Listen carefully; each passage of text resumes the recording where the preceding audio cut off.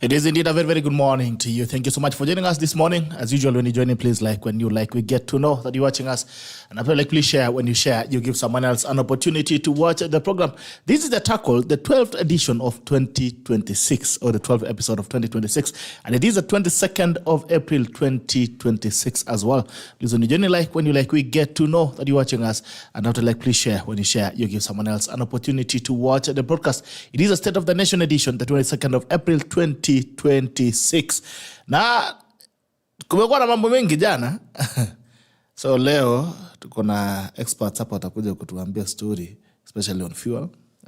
We have the chair here of they call it distributors, Petroleum Outlets Association. Yes. Okay, good to see you, sir. Na tuko na Daktari Ojwang. Ojwang, good morning. Morning, sir. How are you doing? Very well. It's a beautiful morning. Looking amazing in a red strip tie. Things are looking good. Looking up. They don't have to look up to look good. Sometimes they just look up.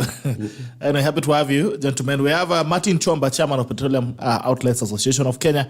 And we are expecting to see Boni. Boni Mwangi was supposed to be one of our guests. I hope he's on his way, with an economist and a governance advocate. And of course, we have Dr. Duncan Ojwang, the international and humanitarian lawyer. Okay, let's go straight to the newspaper reviews, and we start with the Standard. Okay, yesterday the CS for Interior, Chomba, appeared in the Parliament to respond to queries on the state of security in the country, and the Standard is saying playing clever. Goons paradise. When he appeared before members of Parliament yesterday, Interior Cabinet Secretary Chomba Murkomen either misunderstood his brief, or as the lawyer he is, preferred ambiguity that had let him dodge responsibility.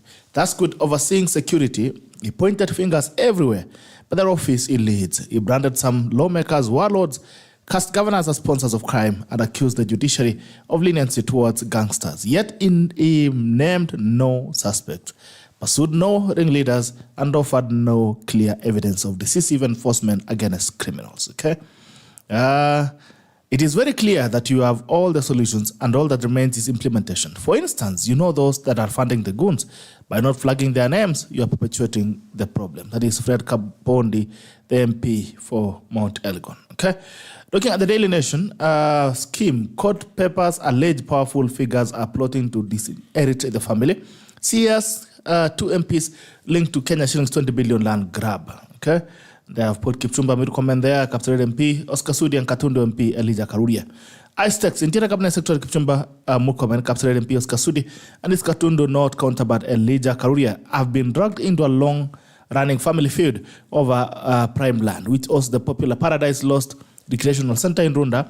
Akora's petition to order the anti-graft agency to investigate the trio on accusations of abetting the land, the grabbing of 300 acres. The story is on page 4. Education after training manager since 1954. Kim now faces closure. In the 2000s, liberal arts university graduates scrambled for a diploma certification from the Kenya Institute of Management as a gateway to employment. But the premier business school now risks closure. The story is on page 7. Our police blocked fuel protest. Okay. An elaborate security operation involving hundreds of uniformed and plainclothes police officers were deployed across Nairobi and other towns to crash planned demonstrations over high fuel prices, effectively preventing the protests from taking off. Officers drawn from the General Service Unit, the Administration Police, Rapid Deployment Unit, and the regular police were on standby to quell the arrest. We arrested 11 protesters in Nairobi CBD. We are aware of calls for protest, but no official notification has been filed. The regional Police Commander Isaiah Mohamud. Okay. The People Daily. Senate report reveals Kenya shillings 15.6 billion loss as water farms near collapse. The story on page 7. The triple border turbine at Mandera, that is County Watch, on page 13. Stuck in the muddle. Our reality is forcing Ruto's retreat. Amid mounting pressure in the wake of escalating fuel prices and the deepening cost of living crisis, observers say the president is beginning to look politically constrained, if not outright on the defensive. Okay. On the Star, Gachagua Kalonzo missing as police arrest protesters. Opposition chiefs keep safe distance, leaving young generals to face the music. Okay, seeing some pictures there. News Murkomen alleges governors running goon departments. News, 7 million dogs roaming towns and villages. Shows new census. Okay, So we have a census for dogs as well. All right. Any comments you wish to make, Ojwang? Especially on the goons. I mean, the story we spoke last week about the goons. Right. It's like it's not dying anytime soon. Yeah. Of course, I think Standard feel that CS Murkomen disappointed. But the goon issue is complex. Looks like we are seeing less of goonism. I think there is progress. Of the last 2 weeks, we have seen de-escalation. De-escalation because people have come out swinging, speaking about it. The interior have also tightened intelligence. Part of the low threshold of goonism is yesterday. Some of the protests are usually, unfortunately, infiltrated with some bad people. Some are good people, a number are goons. Yesterday, you see that they did not have a field day. That's why somebody said to me that, was this protest by invitation only? Or a private affair? Party. Because they missed it or they could not see it. The culture. Goonism has become a culture. It's not a new one, but it also takes a lot of effort, civic education, a lot of publicity, because those things thrive in the darkness. I realized that there are people who have been arrested on the issue of Ososi, which is because that was a very unfortunate event. Ososi is a resident of Kisumu. Basically, those are their towns. And if a senator can be attacked, then you can see the chilling effect to an ordinary Mwananchi. And therefore, I'm glad there is action towards that front. A few of those goons look like have taken advantage of the East African Community Protocol and have ran beyond our borders. I hope we have reparation treaties and they are not smart enough to go to countries that we don't have relationship with that cannot extradite them back. Generally, I think we are having a good week. By the way, the headlines missed the big deal that the president did in Italy, because they are good stuff. Everyone knows to have a good leather is to get it from Italian shoe, Italian leather. And if you go to Italy, and Italian handbags, and you go to Italy factory, Italian jackets, if you go to Italian leather industry, just leather, and the economy is built around it, and that is one of the main promises that I think Kenya Kwanza have not fully used. The president articulated very well during campaign that we underutilize our leather. We make drums with them, no offense, but they can do more. And then we import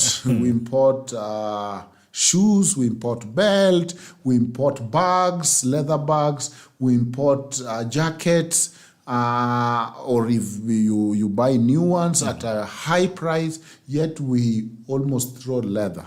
And leather could be even more important than meat. And so I got excited when I saw out of the 14 things, one is the industrialization, digitalization of leather factories in Kenya. Now, you know what that means.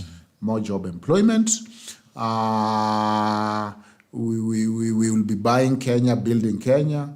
The cows belong to us. The leather belong to us. We will have more dollars because we are not going to be spending them in Italy and exporting and all that, and employment for the youths. So to me, that surely maybe could have not miss first or second bite at the news. Maybe not the first one.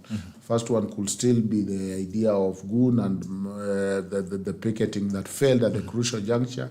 But at least it should have made the headline. Thank you. Okay. Any comments you want to make on the headlines? So, Chomba? for me, what I took from yesterday protests is that I think now what we were witnessing yesterday is a bit, so to speak, authentic, in that you don't draw everybody into such protests, because we have seen in the times past that whether you are in the protest or not, you get yourself drawn into it. Right. And so yesterday we had a semblance of that you can go about your business. The other people who are protesting can go about their business. And there is no that mass psychology that we have had in the past. And I think this marks a departure in the way our civil protests are organized. We may not probably in future go back to places where people would come to town and destroy property and all that. I think Kenyans have gotten to a place where they are fatigued, and we may want to find out or employ other means of protests or airing our grievances without necessarily destroying. Because the vibe I got across the economy yesterday is that the people, the transport people, you find them parking their vehicles in a very orderly manner. The people that were going to town and protesting, there is that shouting and there is nobody who is stoning. I've actually not heard of anything that has stoned, anybody who has stoned anything, because that is what was giving a lot of, was discrediting any protest that you may want to do would be lost in the melee of the fact that people now have become, like we are saying, goons, and that infiltration now makes everything lose meaning, such that even if you had a genuine reason to protest, now nobody will care about what you are protesting. Now it's about how you went about it. And I think for me, that is a progress in future for the society, that people will be able to protest in a way that you can stick to the issues. And once you've done sticking to the issues, then you can go back home and probably have it acted upon. Okay. Yeah. Just to chip in briefly, you know, I think there's been an issue of protest going beyond individual machinations, because it's an issue that affects a group and bothers a group. Yesterday protest, I saw two groups. I saw another group which had come to protest against the protest. And they actually got embarrassed because they were bigger group than the people the protesting. So they just went home. But because you have come to protest, you're about 20 and you find the protesters are 9. Yeah. So and I saw somebody asking, interestingly, are these protesters being sold maybe this petrol at a higher price than the rest of the country? The 9 protesters.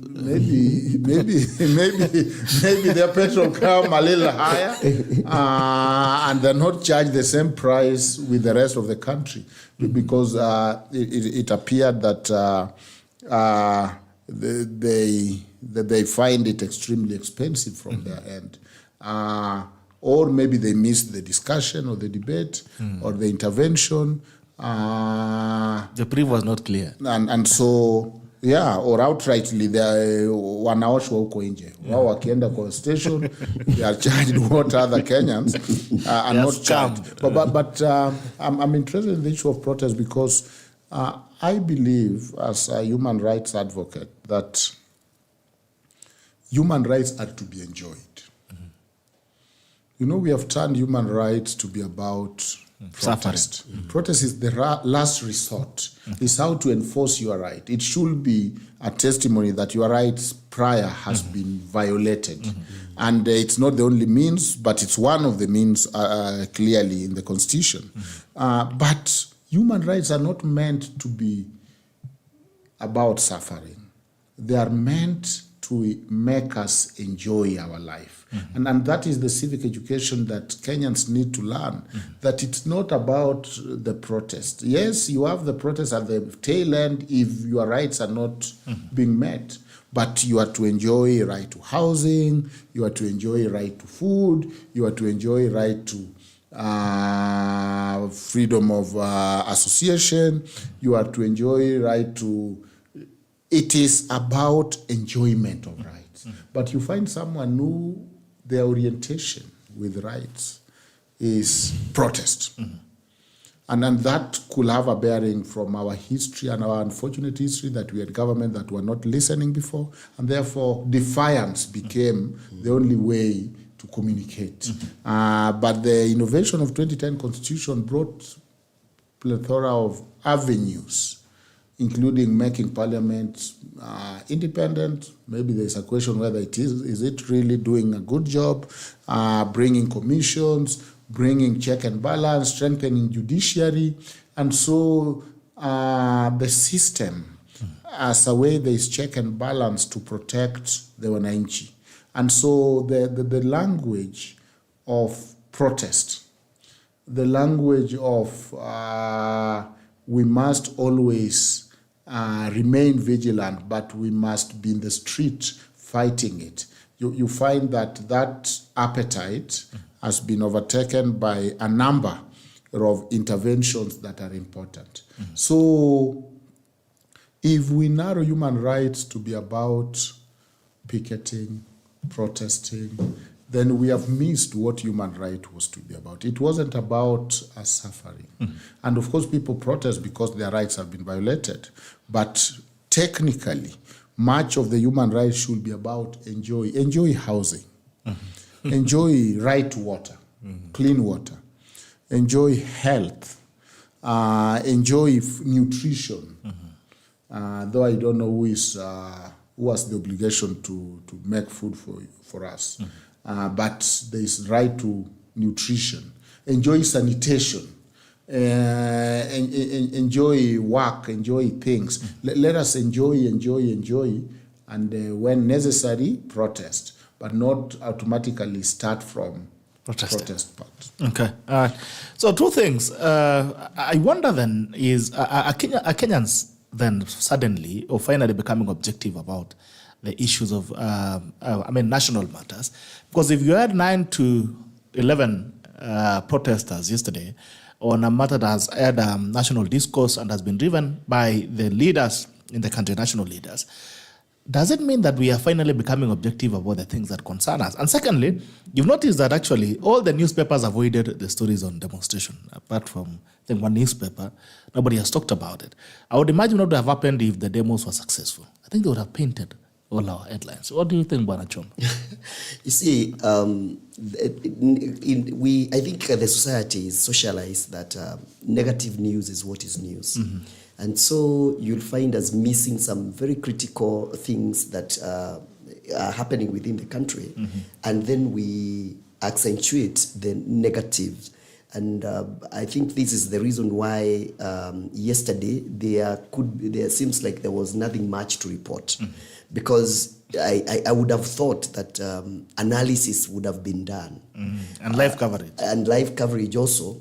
And serious analysis as to how we ended up having the kind of a scenario we had yesterday. Just the way we analyze the way when things are destroyed. There's a positive angle to what happened yesterday. And unfortunately, whenever it is positive, it is not given such coverage. Because our orientation as a society is that we sensationalize things and get to a place where we only appreciate, even if you look at the way we even coalesce around leaders, we don't coalesce around leaders who speak to our future. We want to gravitate towards leaders who speak aggressively, violently, today, without even caring about tomorrow. Take, for instance, today for you to be seen to be progressive in the leadership circle, you must either be shouting 2-term or 1-term. If you're not doing either of that, you are not seen to be consistent with what is happening. And people forget that the shouting ends at the ballot. The minute you drop that ballot paper, then if the person you're coalescing around has no idea of what to do, then you and him you will look at each other's eye, like, in the villages we raise chicken.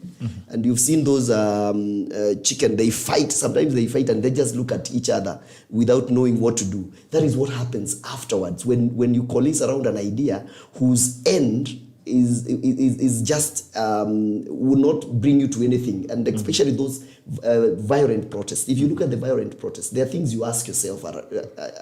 You ask yourself, what I'm protesting against, is it at the purview or within the control of the people I'm protesting against, or I'm directing this protest towards? And I think Kenyans have gotten to a place where now they start appreciating one or two things. Because, for instance, when we talk about petroleum and the high costs of petroleum that we have today, has government of Kenya done anything in between today and 2 months ago, when you're walking around and driving around and you see a petrol station giving a discount of 5 shillings or 6 shillings? There's no tax that has been added in the last 2 weeks, in the last 2 months. There's nothing that has been added. And so Kenyans are starting to appreciate. So if something has happened, that the prices have gone up, then it must not be the government. And so when people, and I think that's why I say that the future of this country will be bright the day we achieve critical mass of people who appreciate some of this knowledge. So that even when you tell me, Gerald, that we protest, I'll have to ask myself, to what end? Why? And so whenever there is no specific reason as to why we should protest, and you're telling me just to protest for the sake of it, then I step back until you have something substantive. I'd like to come to you, Ojwang, on a matter, but quickly, you mentioned about Italy. Just like to go quickly through some of the deliberations that the two countries are having in Italy. One is political dialogue, and actually the framework that has informed the visit, the state visit, is the Mattei Plan for Africa, the Italian Plan for Africa.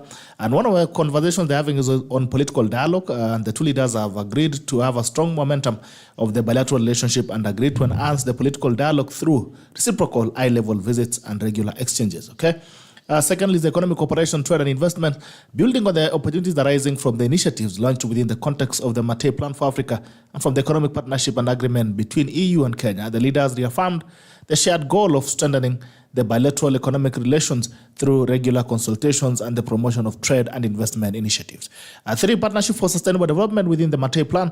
Both leaders reaffirmed the centrality of working together towards strengthening of food security and of sustainable high-value supply chains and climate resilience, with a particular focus on the coffee and blue economy sectors and in the fields of cooperation such as urban development and through the implementation of the circular bioeconomy systems and integrated sustainable waste management interventions.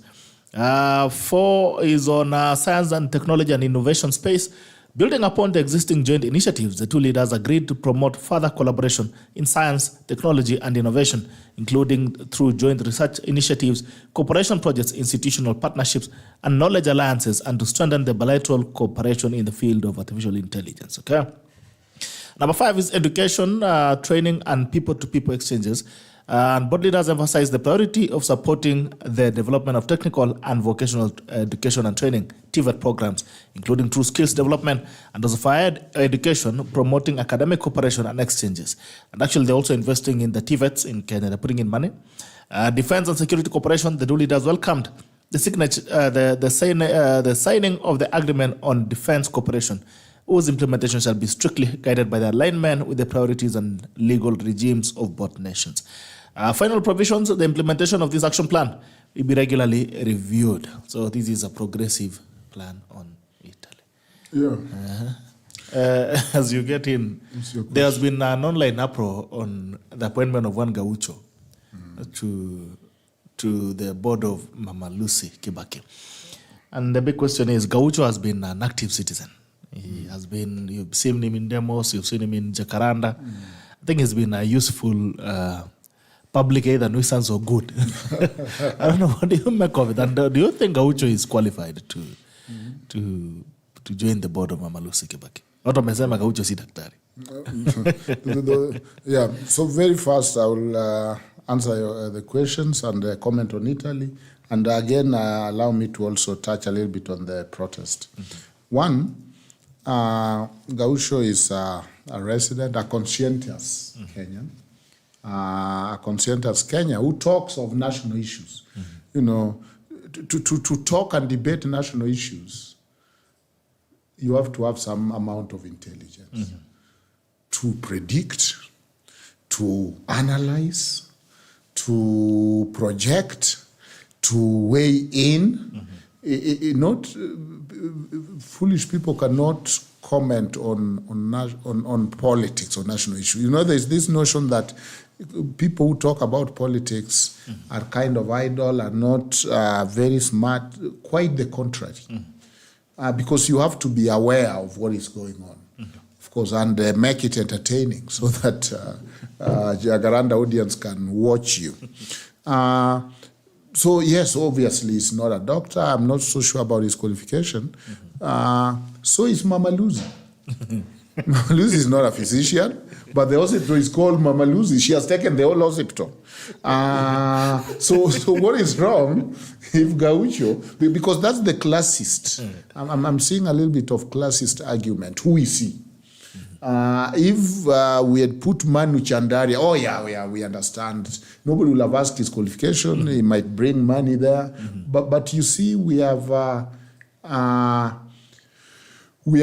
situational knowledge that Gaucho is bringing from the perspective of the residents of that place, and you know, all of a sudden, it's interesting because even people who pretend not to care about him know about him. And so you can see that the guy has gained notoriety, is known. When his views were supporting demonstration, there are people who are happy. When now he's getting to serious things like checking how hospitals are being run, there are people who are crying. And I think it's projecting the dichotomy of Kenya politics. We look at things from political perspective at any point. The issue of merit is overrated because we have issue with even Nairobi Hospital, and the board is made of who is who.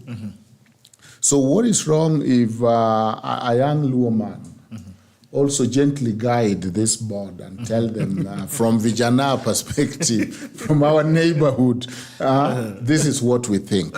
I think of course, the Constitution talk of affirmative action seats, especially for the youth and for those who are not on the table. So that is an affirmative action so that he can represent the marginalized and the people who have been neglected before. Number two, on the issue of Italy, of course, remember the headquarters of FAO is in Italy. FAO is what? Food Agriculture Organization. Yes, and 22% of this economy is about agriculture. The president and his plan is big on agriculture. So you can see why Italy becomes very important. And then they have done a few things that are good. It projects that Kenya has become very important for European Union countries. And that shows you the latest trend where our rival, so to speak, South Africa, is becoming less relevant in the world. And the world, Kenya is becoming more relevant. Tactfully, they have done a few mistakes. The Kenya neutrality is making it gain confidence among the European Union. In fact, the European Union had two countries that they want to focus to partner with Africa, and Kenya was one of them. There were only two. And so it shows you that we're doing something right. In the confusion, in the geopolitics, geo-interest, and world order and the bipolar and unipolar world, a good leader should be able to leverage and get advantage over others. Foreign policy is about leaping forward, making advantage of other countries. The only thing that I'm noting, this thing of almost every relationship have the military element. I will be concerned if there is almost every European country base in Nairobi. Right now, the Britain base did not do very well. It left a number of babies who are being supported by taxpayers and uncles and friends. So we need to tighten that, and Kenya have learned to tighten that because I saw Parliament debating the British relationship, saying this time we are not going to use your law. If they have a problem, let us drag them to our courts. The issue of them living above our law and saying if they do something wrong, they have almost a diplomatic immunity. I think that's opening us up. So that if you go to a bar, you have a brawl with an Italian, you go to police cell, then we have to look for diplomatic ways of dealing with them. This is just a soldier in our country. So that element, we as Kenyans must demand that they are visitors, they should be here, but they should be subject not to their laws, but our laws. They should, because our sovereignty, our laws is part of our sovereignty. Our courts are part of our sovereignty. So if they cannot be subjected to our law and they want to be subjected to their law, then they are giving us a short end of stick. So that has become also a trend that almost every country we begin with, especially from Europe, I saw that with France and whatever, have an element of security and military. Of course, security sharing, they are advanced, they have technology, but let us not be this country, the one we fought with, and the AU chair came from instead of Raila. It's called which country is that? Djibouti. Djibouti is a base for every country. It has a base, military base for every country. That is not tidy. That is not tidy. And that is not progressive in my view. So let us not go the Djibouti way. Let us take what we can, which is what happens when you go to ask or beg. You get what you want in your basket, and what you don't want, you leave. But it's give and take. And of course, why are they doing that? Because we have to solve our youth unemployment problem. We have to make ourselves food secured and all that. Finally, very briefly, the idea of protest that we are missing, we have always acted like protest is neutral space. There's been an issue of group identity, group thinking, group issues. There have been an issue of agitation. And to be honest, we have known the centers of protest in this country. That it has not been Eldoret or Kapkatet, your village. It has been Kondele, it has been Madare, it has been Kibera, and that's the truth. And it appears that the politics work, that the broad-based politics works, because those epicenters of protest are now getting to be board members of hospitals. You know what I'm saying? Yeah? So Gaucho and Jacaranda have left protest to better things. He'll rather now bang the table in a boardroom and say, where are the medicine? Why are you not treating people? I think that is human development. And that is important progress. So this idea that protests have been neutral, everybody has been protesting in this country, is not true if you look at our history, to be honest. Let us be honest. The protests have a certain color, a certain complexion, a certain identity, a certain social network, and a certain neighborhood, which have more than others bore the brunt of protest. These neighborhoods Now, with the broad and based government, I probably have alternative channels of airing their complaints and concerns, and in the process, they are protesting less. Therefore, that explains the slow puncture that yesterday protest got, because where the protest supplier have closed shop, and it looks simple but very profound to me, because that is now how you change society. That is now social transformation. When you turn protesters to find other ways of coming to the table and say, come, let us reason. Go say what you are saying, not from the street, but from the boardroom of hospital in Mama Lucy or any other hospital. And why not? Mama Lucy was not a physician, neither you. Go there and talk to us and talk about us. So, and that shows you some of the gains, maybe for the administration, from the broad base, because it has a bigger support, and with the bigger support, you have less criticism, so you can do good stuff. You can do a lot of more things because you are comfortable. When you are comfortable, you are not looking at your back, you are not fighting for survival, then you can now leap forward and do serious things like SHA, which could have otherwise been highly political. You can do housing, you can do roads, you can do SGR. And so imagine, eventually, Gaucho, eventually the ideal will be Gaucho using the SGR to reside in Kisumu and come within 2 hours to his board meetings. And after that, sign for his per diem, get to the SGR, and go back to eat his fish in Kisumu. Why not? Maybe you can quickly comment, because we want to get your turf now on fuel. Yeah. But maybe you can quickly comment on Gaucho. Okay, what I would want to comment about Gaucho is it speaks to something that I've been persuaded in my thinking when I look at the governance structures within the country.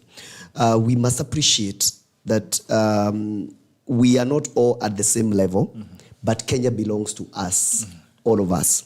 And some people have argued that presence of some people within places of influence degrades the society. But I'm of the opinion that actually the exclusion of those people is what now degrades the society.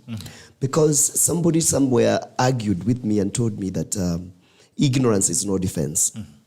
But I asked them, who should be indicted more?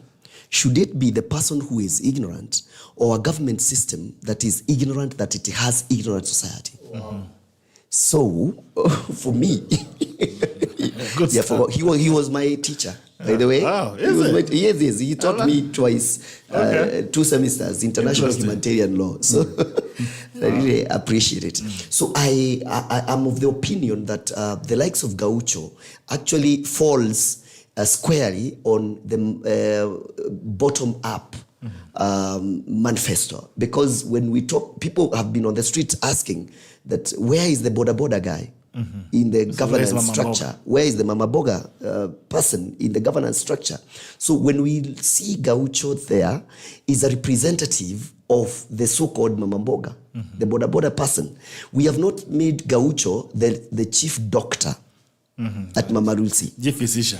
Yes, we have made him the person that now who will give us what I've been giving in my industry. I call it the worm's eye view. Because everybody has been giving the bird's eye view.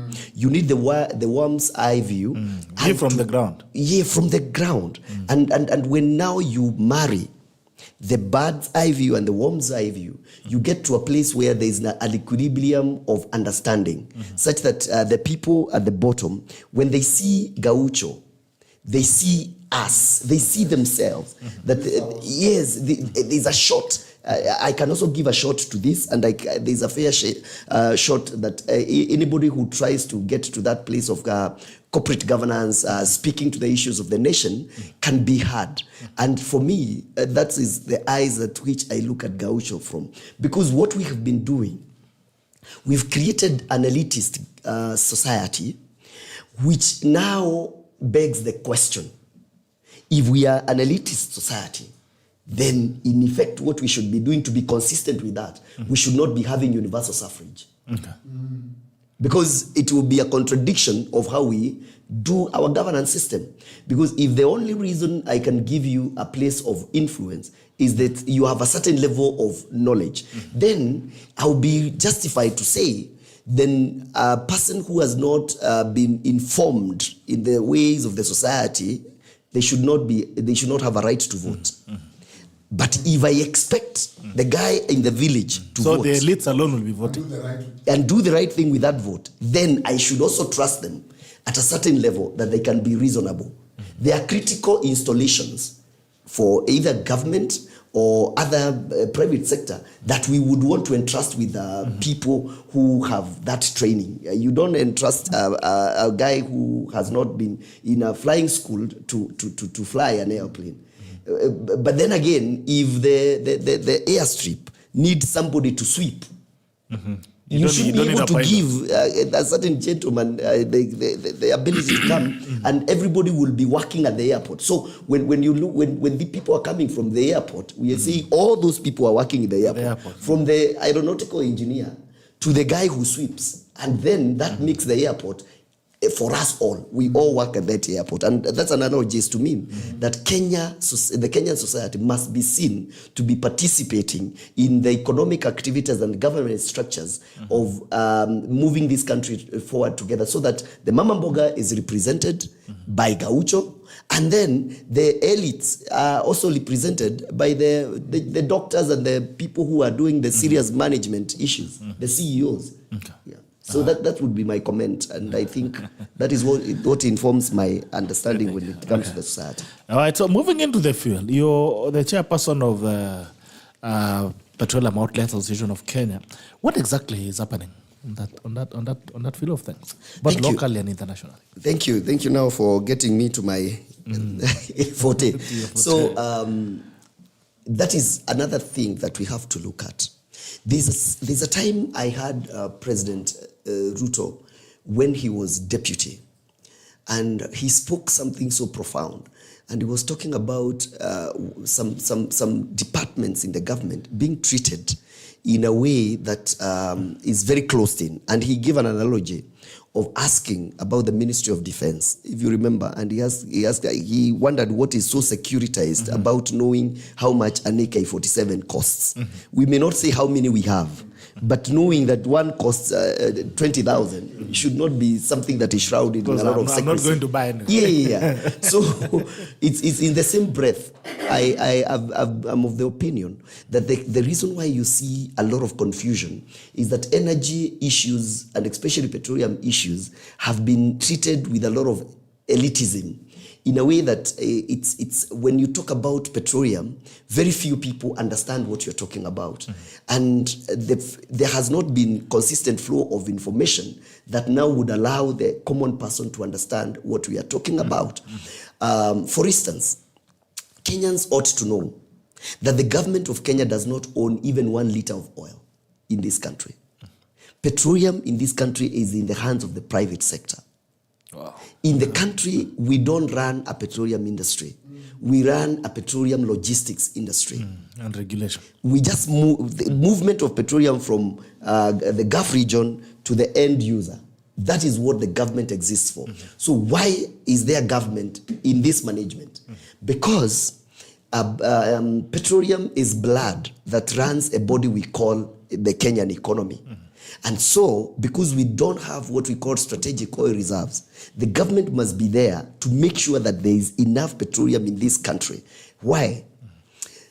If today a company that participates in importation of this product and owns 30% of the share of the distribution share, if that company woke up in the morning and the shareholders decides that they are going to sell toothpicks, and they're not going to participate in petroleum, then our economy would stop. So that is the essence of having EPRA and having government within the control of petroleum. It's not very much about the pricing.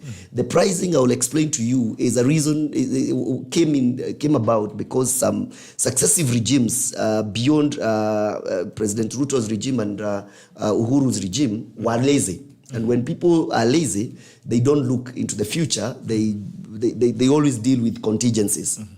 So today, as we speak, I have been telling people that markets, I'm not an economist. I am a student of development studies. That is what I'm currently doing. But I'm of the opinion that markets react to reality faster than they react to any arrangement. For instance, when yesterday President Trump indicated that the truce is going to end and they might resume bombing, yes, immediately we saw reactions in the market. That reaction has not gotten here yet. Our arrangements have not appreciated that now. But in the international benchmark of oil, the Platts and the Brent, we saw that immediately. So, shock in the market. Yeah, so what happened is, when the prices started going up because of the choke point at the Strait of Hormuz, the realities of the market demanded that the prices are going to go up. I've told you the oil in Kenya is in the hands of the private sector. The private sector CEOs are answerable to their shareholders. They may take a directive here and there, but at the end of the day, the reason why they exist is to ensure prudent management of the resources they have been entrusted to by their shareholders. And so what happened is, immediately we set ourselves in the mode that we saw countries like Philippines and East Asian countries getting into severe stress when it comes to the management of petroleum. Then they realized the prices will be going up. Actually, there are offices. If you go to all of these oil marketers, they have specific serious offices that deals with prediction. They just sit and deal with prediction. Analysts, they have people who are paid in hundreds of thousands. They only sit like where we are seated to look at the global trends, geopolitics, whatever it is happening out there, to just predict what will happen and help them make decisions that are informed. Because petroleum is highly capitalized and you just need one mistake and you're out of the market. And so when they realized what was coming, what was coming now, what happened is there exists an informal sector. 68% of all the petroleum outlets in this country are what you call independent. They account for about 30 to 40% throughput of all the petroleum sold in this country. Mwalim, where you come from, there's a guy who sells petrol to motorbikes. Where you come from, in your village, you'll find that guy. Correct. But that guy is very not popular because he's not on the byways and the highways. And so, this person fuels the boda, the Sientas and the Probox in the village. This person does not have the leverage to participate in the importation of this petroleum. So how they get their petroleum is that they scavenge from the importers, the OMCs. But now, this person playing this critical role is caught in between the fact that the prices are going up. EPRA has given a price, and it has given a pump price, but it has not given what you call the wholesale cap that will enable this guy to buy fuel and go sell it at a discount. And because they have no contractual obligation with the multinationals, so what they do, the multinationals say, because the prices that are coming are very high, they can only sell to us at what you call the pump price. And because that does not incentivize me to buy and sell, then I stop. When we stop, let me give you an example of where I come from. I come from Kirinyaga Central Constituency. There's our main town is Kergoya town. That is the only place you find the multinationals. That's where you find the franchised petrol stations. So everybody around us, the villages around my town, do not have fuel because the guy selling there cannot sell because the price they are getting at is exorbitant. So what happens is that everybody now will troop to Kergoya town. Even if we have molecules, we call petroleum, we call it molecules in the industry. Even if we have the physical molecules in the industry, it becomes logistically impossible to fuel 2,000 motorbikes. And even if you succeed in fueling those motorbikes, what happens is, if that petrol station in Kerugoya town was running 10,000 liters a day, because of this increased demand, they will always have stock out. And that's what precipitated the stock outs you're seeing earlier on. Because the people had the turnaround time for a truck to go to Nairobi and get that product back to Kerugoya, it takes a day. And if this guy was taking a day to sell 10,000, now he has a lot of customers, it will take him 2 hours. And so the psychological shortage is created. Because when we are seated here and you see a tweet here or you see a TikTok video that people are lining up in Kerugoya town, what will happen is, even if you don't have money in your pocket, when you live here, you'll fuliza and give a full tank, get a full tank. He gets a full tank, I get a full tank. The ripple effect of that is that there's psychological shortage and we deplete the stock that are there. The turnaround time for that vehicle to go now and start restocking the stations becomes the lull that makes everybody think there's no petroleum in this country. So it is complex to manage petroleum. And my other take is, in our nation today, the Petroleum Act of 2019 demands and that the government operationalize what we call strategic oil reserves. We don't have. So what happens is, if there's no vessel docking at the port of Mombasa tomorrow, then we have no fuel. We have about 21 on a busy month when schools are open to 28 days. And beyond there, the economy will stop. Because what we have is product that ran across the Kenya pipeline depot. That is the only storage that we have. And so we are susceptible to any shock that is external out there. So it acts like hydraulic. You press the hydraulic pedal, and then the calipers at the wheels, which is the common mwananchi, takes the hit. And that is exactly what is happening. And that's why I'm saying it is not right today to attribute the rise that we have directly to government action at this particular moment. Reason being, 2 months ago, prices were okay. Within two months, prices have gone up. There's no tax that has been added by the government. You know, allow me to just say the truth, because people sometimes do not appreciate the truth. That's a point. There's no tax that was added in the last 2 months. There's no government action that precipitated this. And so where the reason why the prices are higher is because it has happened that the prices have gone up. So people will ask other questions, and I've been saying this. The lazy people think about the contingency. If you want to know why we are where we are today and what would be done, you would want to go back to the successive regimes and realize that at some point we killed a key strategic installation in the name of National Oil Corporation. National Oil Corporation was meant to stabilize the market. And the stabilization of the market was not by saying or giving palm price.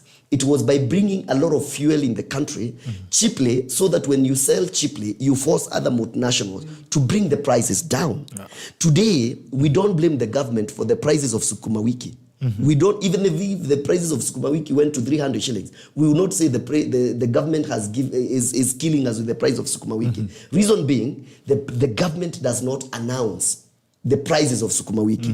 The government does not announce the prices of tomato. And so we will not say the government is killing us with the prices of potatoes. It adjusts to the market. Yes. So today, going forward, we have found ourselves where we are because successive regimes have not taken care of that particular issue. But going forward in the long run, we must deliberately run National Oil Corporation. People have told me National Oil Corporation was not making profit, and that's why it had to go under. But I have the argument that what profit do we make from police? We don't make profit from police, but we fund police.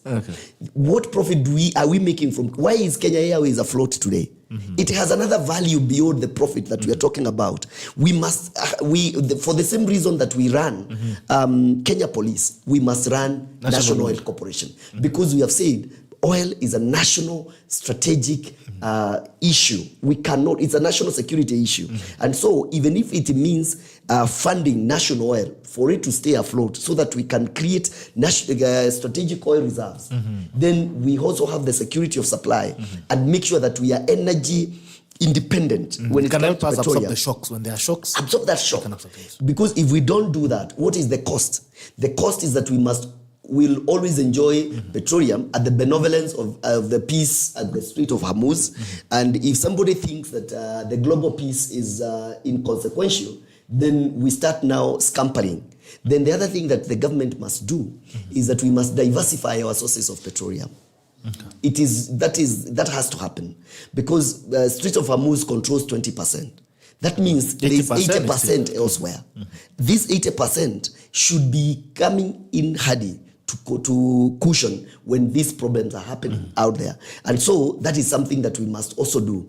The other thing that we must do, we must get away from the culture of being lazy when it comes to thinking. Why am I saying this? Today, there's a reason why our forefathers used to have the wisdom of giving a piece of land to some to states so that they can build a police station. They know that when there's a police station in your land, you don't need to employ a soldier. There's a reason why our forefathers would give a piece of land so that they can build schools or hospitals or a church. There was that wisdom.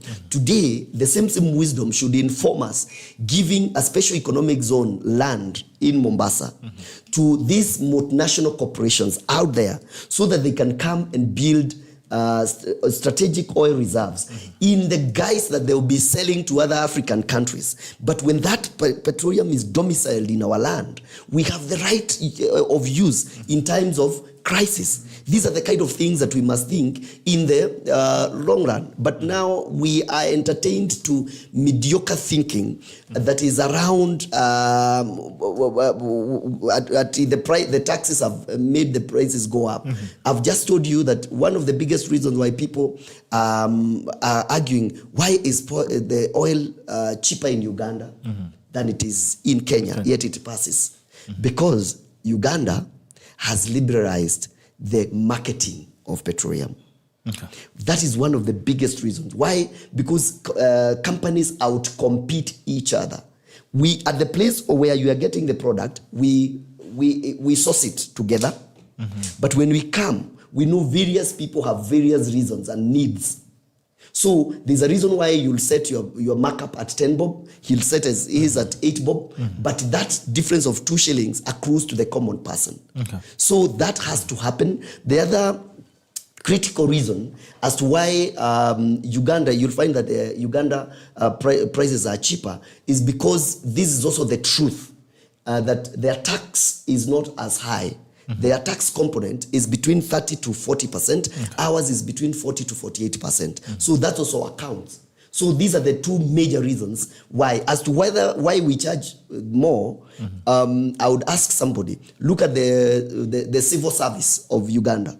Because we know that like VAT today goes to the consolidated fund to fund the teachers, to fund the police. When you compare now the economy, I think here the president is right. Because if you look at the number of teachers the Uganda government is paying, or the number of policemen the Uganda is paying, you compare that to the number you are paying, then it behooves you, if you're correct, if your faculties are right when it comes to thinking, that our economy demands more. But then again, the reason why we go to the petroleum, which is an already over-milked cow for taxes, is because we have refused to think outside the box, that we concentrate now in a value addition. Like my teacher here was talking about the leather industry and all that. If we concentrate in the development of our local industries, then that will ease the pressure from the petroleum, because we are now depending on one thing.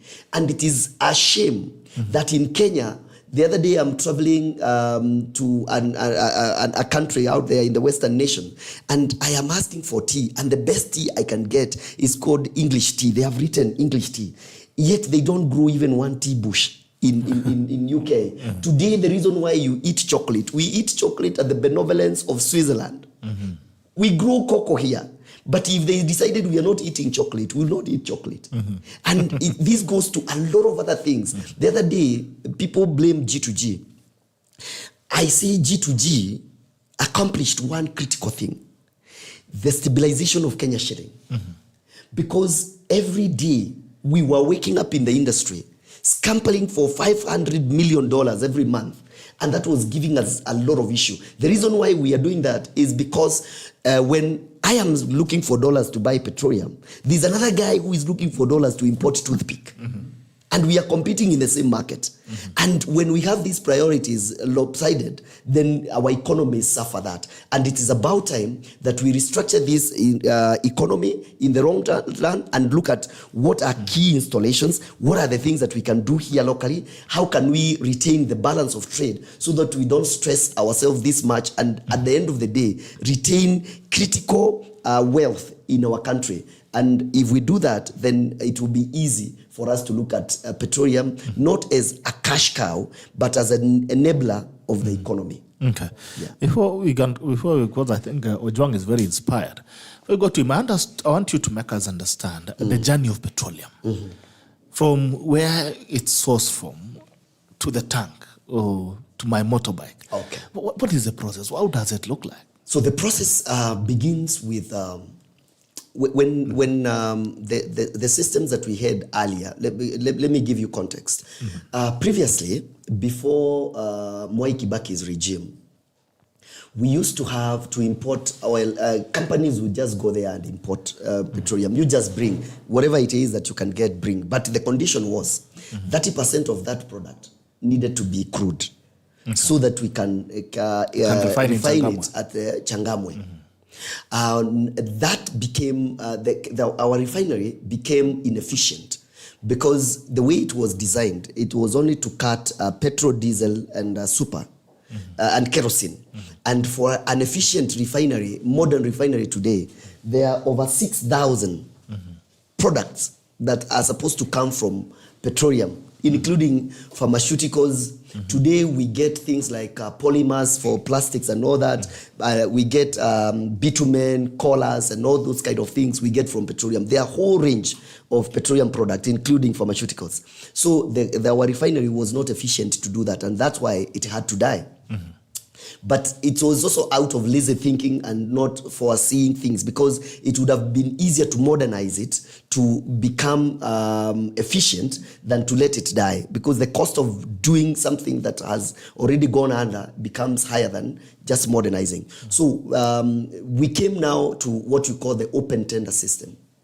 The open tender system was in effect to cure what I alluded to earlier, that if you're a licensed oil marketer in the country, you don't just wake up one morning and decide, now I'm going to sell mangoes. Because we have entrusted our economy with you participating in the distribution of petroleum within the country. But now what would happen is we are all oil marketers. So I would say that I can bring this product at 10 bob. He says he can bring at 9 bob. He says 13 bob. He says 5 bob. So we look at the guy at 5 bob. Does he have the capacity to deliver? So we all collate our orders and make sure that he's the one bringing that product. So these people, in the context of what so you you have pull to your do, you yeah, pull we your pull orders and together. resources. Okay. Yeah, we pull together in that office at the ministry level, and then that is given to you. So you go out there and source the product in the Gulf region. Then we receive that product in one tanker. And that's why I tell people I have a problem when you hear, it's actually an ignorance problem when you hear that I like mafuta from this company or from that company or from that. It comes in one vessel. We have one pipeline. So we buy PR. These other things are marketing gimmicks. Okay. So when we bring this, say 85 metric tons, an equivalent of around 100 million liters, when it comes to Mombasa, the guy who has brought in that cargo waits for the payment. This is where now we had to look for dollars. Because when that ship is seated at Mombasa, we are paying a demurrage of about $30,000 to $40,000 every day. Wow. And so that would go to the common person. So with the G2G now arrangement, when the vessel comes, it just offloads. And so there's no demurrage costs. There's a committee we call the Vessels Scheduling Committee that now looks into making sure that this vessel comes at this time, so there's no delay within like I told you, we don't have storage, so we don't want vessels crowding in Mombasa. So they have to be done in a certain manner. So once that the product comes, then you give me an invoice, you invoice him, then you go, we pay our duties, the taxes at the KRA and all that. Then our product is released to Kenya Pipeline. Okay. When it's released to Kenya Pipeline, you can get your product from the depot that you want, either from Mombasa, Nairobi, Nakuru, Eldoret, or Kisumu. And then from there, once you get your product, then you can distribute it now to wherever you want to distribute it. So that is the process of how we get the product from that side. The government has very little to do. So where does EPRA come in? Other than making sure that we have petroleum, in the current jurisdiction, what they do is they know that you bought at 9 shilling. So they know that the input cost in terms of logistics is this much. And so they tell you, you need to sell at this much because there's an agreed margin. Like now, there's 17 shillings, which was added after a long, long time when people are closing. And these margins are distributed across the value chain. So there's what you call the wholesaler's margin. The guy who brought in that product gets about 6 shillings or thereabout. Then there's 11 shillings that is within the distribution. This is shared between the transporter, the investment, the person who built the petrol station, and now the person who runs the petrol station. So at the end of the day, that's how now, that is what gives legitimacy to EPRA in terms of existing and telling us you need to sell at this because you buy at this, to avoid a situation where Kenyans now will be exploited in such a time. But then again, I am of the opinion that they need to move away now from announcing the price to just letting these people that have brought in this product outcompete each other out there, so more benefits can accrue to the common person. We have a problem with that because those people who study economics will tell you that we are running a mongrel of a system where when we are outsourcing, we are using market forces, the capitalist market forces. But when it comes to distribution, we are a command economy, and that now brings a kind of a clash. So that's how I look at it. Okay. Yeah. I see Bonnie is here with us. Before we go to him, I would want to ask one last question. You know, we have to milk you today. So that in that sense, because you've given us a journey of the fuel management systems or governance, we are G2G, and G2G has suffered one of the biggest blows now during this period that we have in this debate. Now, two things. You mentioned that the Strait of Hormuz only controls 20% of the global fuel supply. So it means 80% is out there to be scrambled. But then again, even in countries that are not rely on the Strait of Hormuz, like the US, for instance, have still suffered a price instability and price hikes. Secondly, what then do you think G2G has fixed? And outside the 20% of Strait of Hormuz, where else would we go? And does it mean then we'll be 100% insured against price shocks? No, actually, the diversification of sources of petroleum, for me, are not meant to cure prices, because prices are an issue of supply and demand. And so the reason why even US is suffering price hikes is because the supply has gone down. US is the #1 producer of petroleum in the world, but their prices are still going up, sometimes to even 40-something%, because the supply is low. It doesn't matter whether you produce or not. If there's no supply in the market, in the global market, you feel the heat. What it cures is security of that product. And so for me, diversification is about, because we are talking about price today, but people are oblivious of the fact that we could easily be talking of inaccessibility of the product. And the reason why in the first 2 weeks or 3 weeks ago, you heard of reports where people were buying fuel at 250 in the villages, because it gets to a place where I don't have to travel 80 kilometers for me to go get fuel. I'll just ask the guy who sells for me, you get wherever you can get that product, I'll buy it at the cost that you would sell. So we were headed to that place where very easily we would be talking about the economy stopping, and now Kenyans would be saying, nani aliwaambia hatuwezi nunua hata 400, you know, because the story would change immediately, and people would be talking about, si mungeleta hata hiyo ya bei kali, how can you let us not have the fuel? So the diversification is to cure the source, the availability. G2G. The truth is that G2G cured the stabilization of the Kenya shilling, but G2G, the way it is arranged, the way it is configured, we have very little leverage on the way the mechanics of how it operates, because the people who, or rather the state corporations in the ADNOC and the Saudi Aramco and Enoch, these are markets that we have always traditionally sourced our product, even when we did not have the ROCO arrangements.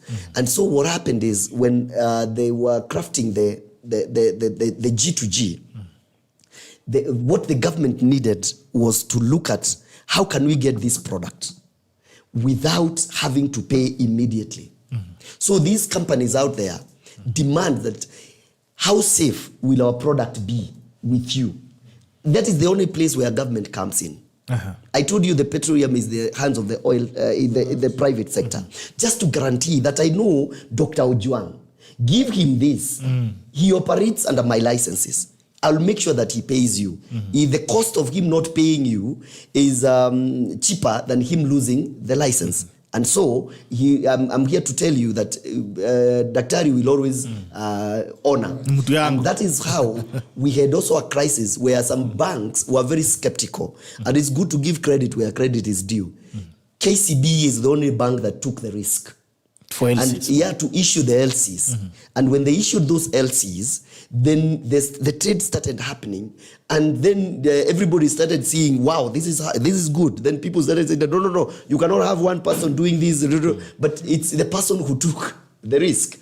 So those other companies out there, they also had an issue that we have over 100 oil marketers in Kenya, but there's Dr. Ojwang and there's Gerald that I've always worked with when there was no this G2G arrangement that I can trust my product with.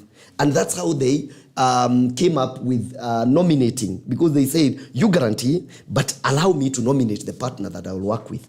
And so the likes of Gulf Energy used to import. It is good to put some of these things in perspective and give credit where it's due.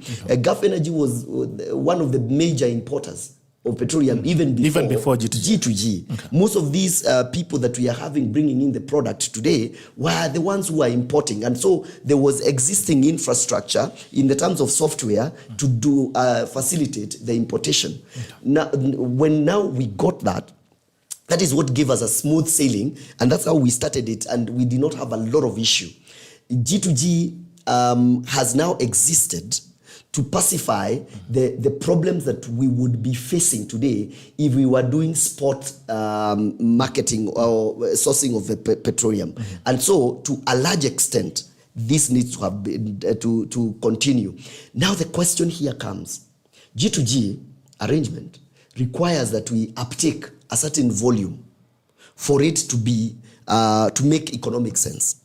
It also maintains what we call fixed premiums to cushion us against a certain exponential, and also there's a level to which we cannot go in the contracts. And so the reason why you saw the vessel that came in bring a lot of heat is because the partners in the G2G had not, in what the lawyers call, in the laws of contract, force majeure. I don't know, I think it's French. I don't know how to pronounce that. They had not declared that. And because they had not declared that, it meant they are still falling through by bringing in the volume that they are supposed to bring. And so when you bring another vessel in between, then you disrupt. Remember I told you there's a way these vessels are scheduled to come at Mombasa, because pipeline does not have capacity beyond what is scheduled. So if you offload this product in the system and the partner is bringing their vessel, it means then that vessel will have to wait. And so the whole supply chain is disrupted. Besides, the vessel had what you call high content of magnesium and sulfur, because this vessel was not meant for Kenya. So I give people example. If today you are building and you wanted a truck of sand, and you just call somebody out here, within 2 hours you'll have truck of sand. But that does not mean that truck has come from Mukambani. It is hanging somewhere. So in the petroleum industry also, there are people who hedge.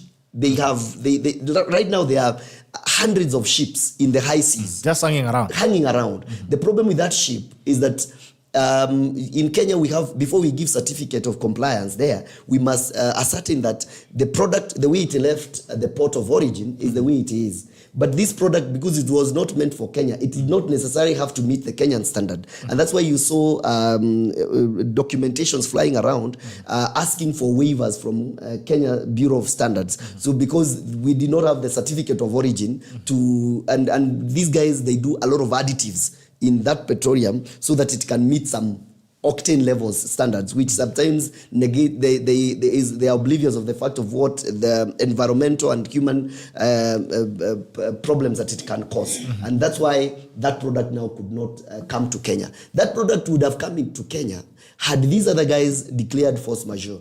Because at some point, I've told you, there reaches a point where do we have product? It does not matter what it is. And the miscommunication from the National Security Committee had given that indication that the ministry was allowed to source for products from across. So actually the biggest issue I see in the whole melee was the communication issue. While the ministry was being told by the National Security Committee, if you read well, that to look into the future, report in July, did not mean bring in a vessel right now. Somebody else misconstrued to bring in a vessel tomorrow. Sahi. And that's what brought a lot of issues in the industry. I know it's a mouthful. No, but at least you're making us understand. That's heavy. Bonnie, good morning. Good morning, how are you? Well, good to see you.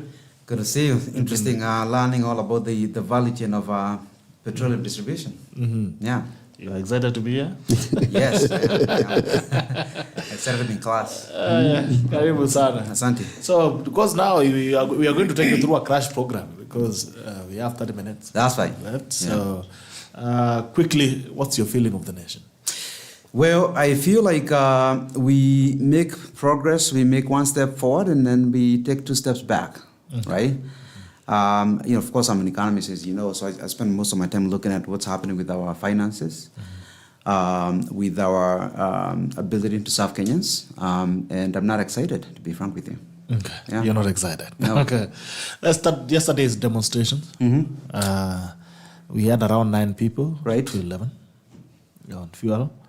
What do you think is informing this? And were the demos justified?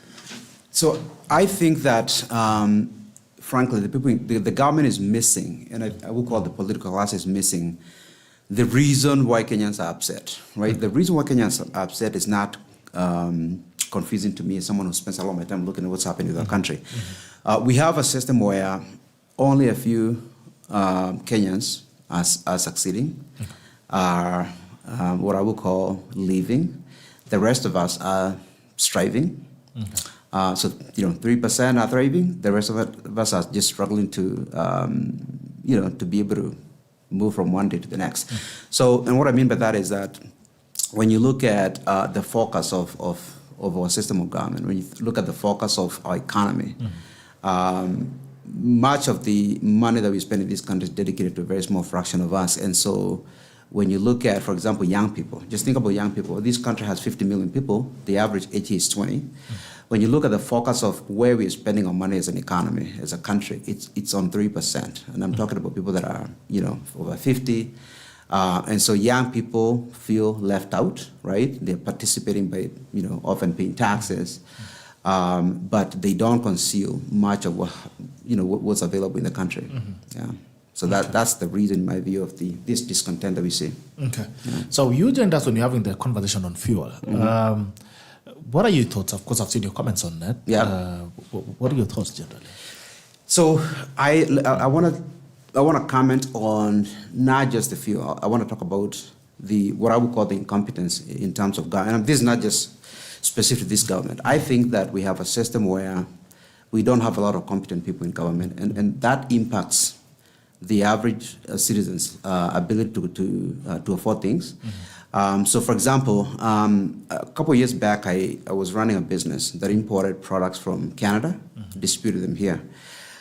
When you look at the value chain that he was describing in terms of the moment I hit order product, the amount of hoops I have to jump, obstacles I have to clear to be able to actually get the product on the shelf is ridiculous. And so that makes importing high risk. Okay. It makes it hard to. I'm so sorry. It makes it very difficult to be able to know what the cost is going to be. And so when you're thinking about this as a business, how do you price things when you don't understand the risk, right? So when I order a product from, for example, my business was importing nutrition supplements, and it's from Canada. So it took 3 years to actually get these products approved to be able to be imported. But when I hit order, I have to go back to the Pharmacy and Poisons Board. I have to go to the KRA. So there is a very long process where you have to go back to the same people that you dealt with during the approvals. And what that means is that, first of all, you have to jump so many hoops. It takes so much time. And frankly, oftentimes when you're going back to this, like for example, the Pharmacy and Poisons Board, there is no value that's being added to the process. And so I'm giving this example to say that we have a lot of incompetence in terms of how we regulate businesses, and that makes it very difficult for people that are importing products. It makes it very difficult for anybody that wants to get into that business because you often don't understand the risk. And when you don't understand the risk, it makes it very difficult for businesses and also for consumers. Okay. Yeah. All right. Is that true? Before you go to Ojwang, you've had these comments. What would you say? In terms of The process, in terms of fuel, because we're actually discussing fuel. You see, they taught me in school that, and they continue to teach me, that when you have too much government in business, it is not good for the economy. Okay. You need to pull back a lot of government, and government exists to facilitate. I've always argued the panacea for our economy is when the government plays the role of facilitation.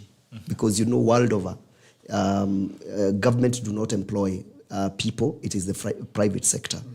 So today, we have, take for instance, 7.2 million SMEs in the country.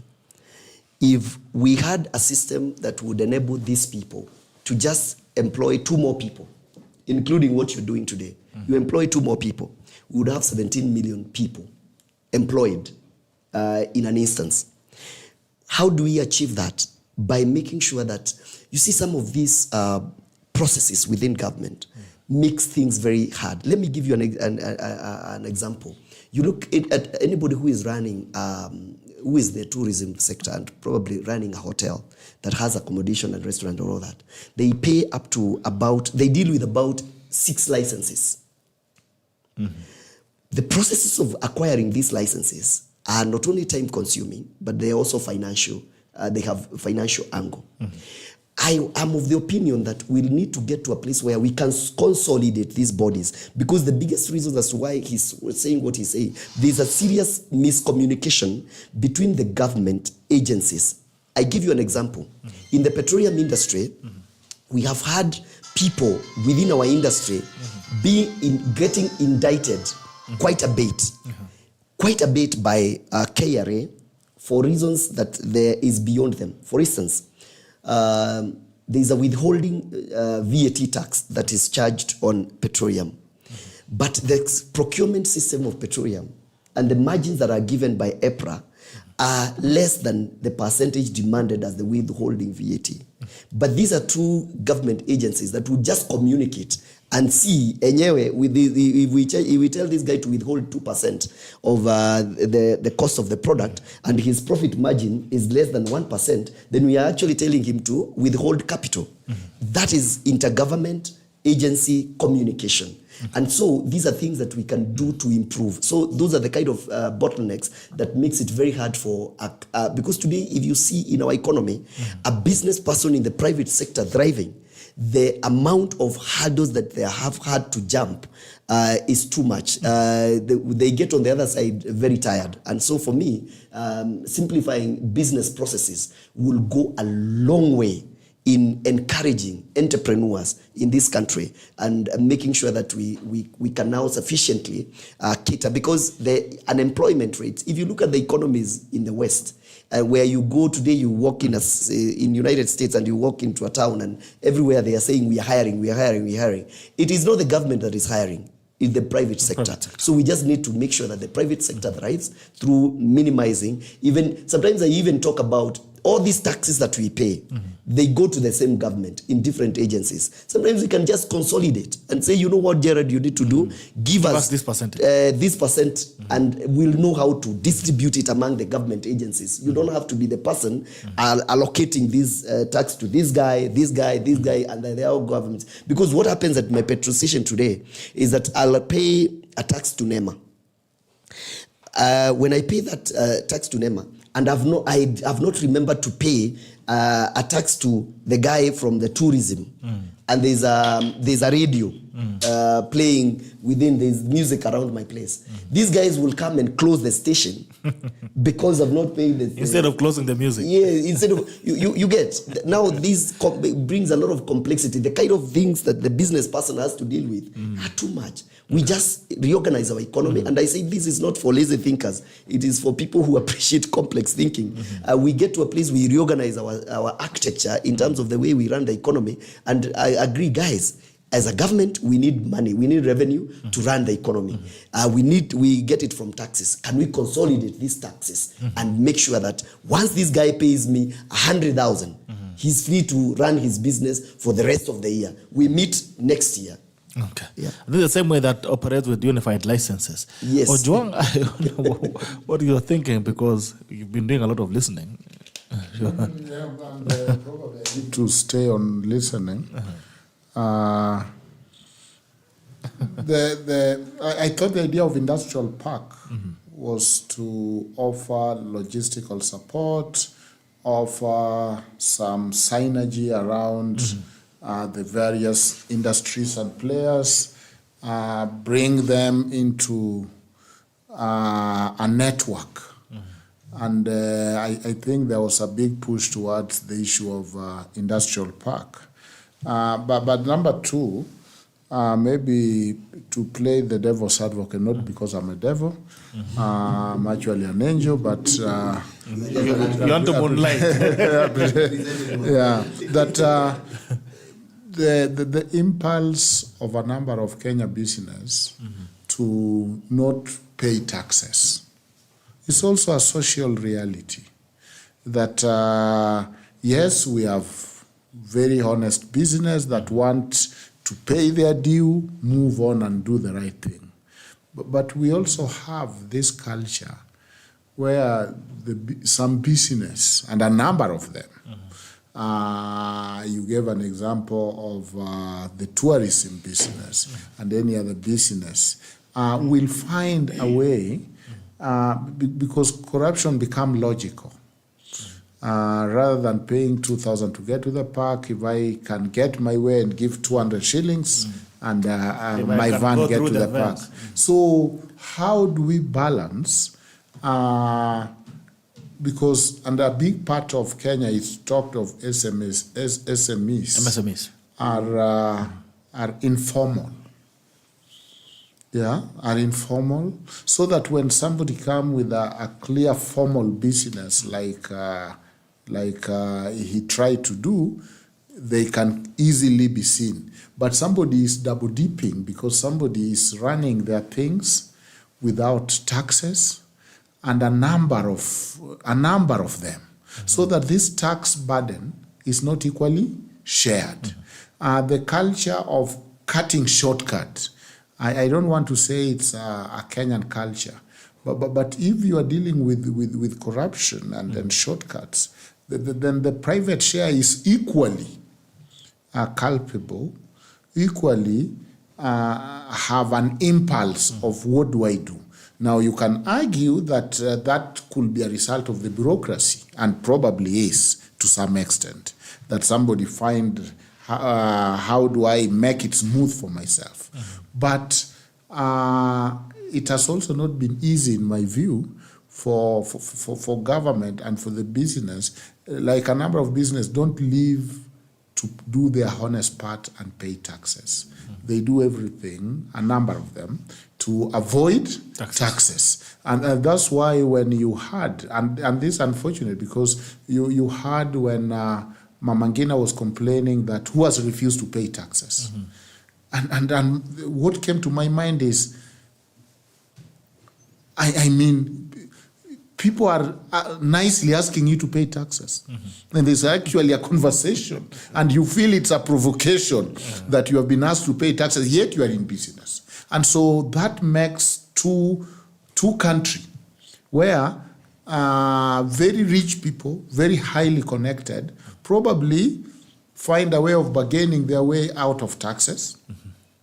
And then the new entrepreneurs, innovative ones, and novel business who are not dynasty and who are not entrenched are now hit with the book thrown at them literally.